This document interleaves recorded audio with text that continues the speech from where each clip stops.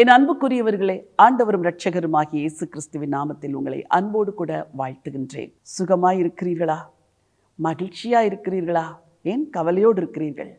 ஆண்டவருக்குள் மகிழ்ச்சியா இருப்பது தான் உங்களுக்கு பலனா இருக்கிறது. ஏன் தெரியுமா? இந்த தேவன் உங்களோடு கூட இருக்கிறார், உங்களை நடத்துகிறார், உங்களுக்கு போதுமானவராய் இருக்கிறார், ஜெபத்திற்கெல்லாம் பதிலை தருகிறார். ஆகவே நீங்கள் தைரியம் கொண்டு இந்த நாளை துவங்க முடியும். ஒரே ஒரு வசனத்தை உங்களுக்காக வாசிக்க விரும்புகிறேன். சங்கீதங்களின் புத்தகம் 65ஆம் சங்கீதம் 2ஆம் வசனம். ஜெபத்தை கேட்கிறவரே, மாம்சமான யாவரும் உம்மிடத்தில் வருவார்கள். இந்த வேத வசனம் ஆண்டவருக்கு ஒரு பெயரை சூட்டுகிறது. ஜெபத்தை கேட்கிறவரே, மாம்சமான யாவரும் உம்மிடத்தில் வருவார்கள். இந்த வசனத்தின் ஆழமான பொருள் என்ன தெரியுமா? ஆண்டவரே, நான் மாம்சமான ஒரு மனுஷி, என்னால் எதையுமே செய்ய முடியாது, ஆனால் நீர் ஜெபத்தை கேட்கிறவர், ஆகவே நான் உம்மிடத்தில் வந்து நிற்கிறேன், என் ஜெபங்களுக்கு பதில் தாரும் என்று இந்த வசனம் அருமையான ஒரு செய்தியை சொல்லுகிறது. இதற்கு முந்தைய வசனம் இன்னொரு செய்தியையும் சேர்த்து சொல்லுகிறது.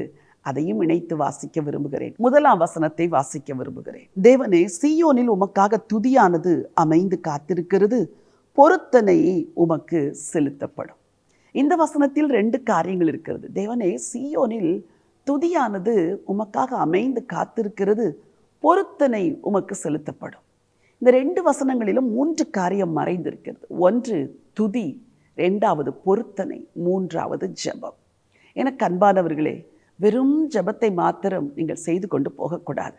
ஜெபத்திற்கு பதில் வருவதற்கு முன்பாகவும் ஜெபத்திற்கு பதில் வந்த பின்பாகவும் நீங்கள் ஆண்டவரை துதிக்க வேண்டும். ஆண்டவரே, நீர் நல்லவர், சர்வ வல்லவர், போதுமானவர் என்று தேவனை மனதார ஸ்தோத்திரிக்க வேண்டும். கர்த்தரை மனதார ஸ்தோத்திரிப்பதற்கு உங்களுக்கு நான் 2 புத்தகங்களை அறிமுகப்படுத்த விரும்புகிறேன். ஸ்தோத்திர பலிகள் என்ற அந்த புத்தகத்தின் 2 வால்யூம்ஸ். அவைகளில் 1 தேவனுடைய நாமத்தை சொல்லி சொல்லி துதிப்பது. 2வது பகுதி இரட்சகர் இயேசுவை குறித்து வேதத்தில் என்னவெல்லாம் சொல்லப்பட்டிருக்கிறதோ அதையெல்லாம் சொல்லி இயேசுவை துதிக்கிற துதி பலிகள். இந்த புத்தகத்தை வாங்கி படித்து மனதில் பதித்து நீங்கள் தேவனை துதிக்க ஆரம்பியுங்கள். ஏதோ சும்மா ஒரு மந்திரத்தை சொல்லுவது போல அந்த புத்தகத்தின் வார்த்தைகளை சொல்வதில் அர்த்தமில்லை, அதில் வல்லமை இருக்காது. அதை மனதில் பதியுங்கள். அந்த நாமங்களை உள்ளத்தில் பதித்து உங்கள் ஜெப நேரத்தில் அதை சொல்லி பாருங்கள். வாழ்க்கையிலே வல்லமை விளங்கும், ஆண்டவரும் கிரியை செய்வார். சீயோனில் துதியானது உமக்கு அமைந்து காத்திருக்கிறது என்று சொல்லிவிட்டு சங்கீதக்காரன் எழுதுகிறார், பொருத்தனை உமக்கு செலுத்தப்படும். பொருத்தனையிலே 2 பகுதிகள் உண்டு. 1 ஜெபம் செய்து காரியம் நடப்பதற்கு முன்பதாக பொருத்தனைகளை செய்ய வேண்டும். 2வது பொருத்தனையை நிறைவேற்ற வேண்டும். எப்பொழுது? கர்த்தர் பதில் கொடுத்த பிறகு நிறைவேற்ற வேண்டும். சிலர் கர்த்தர் பதில் கொடுப்பதற்கு முன்பதாகவே அன்பினாலும் விசுவாசத்தினாலும் பொருத்தனைகளை நிறைவேற்றி விடுவார்கள். ஒரு அன்பான தாயார் ஒரு முறை வந்தார்கள். தங்கள் பிள்ளைகளுக்கு பிள்ளைகள் இல்லை என்று சொல்லி அவர்கள் ஒரு கவரிலே காணிக்கையை வைத்து தேவனுக்கு இது ஸ்தோத்திர காணிக்கை என்று சொல்லி ஆலயத்திற்கு எடுத்துக்கொண்டு வந்தார்கள். என்ன காரியத்திற்காய் ஸ்தோத்திர காணிக்கை என்றால், அவர்கள் சொன்னார்கள், ஒவ்வொரு வருஷமும் என் குடும்பத்தில் நான் எல்லாருக்கும் ஸ்தோத்திர காணிக்கையை செலுத்துவேன்.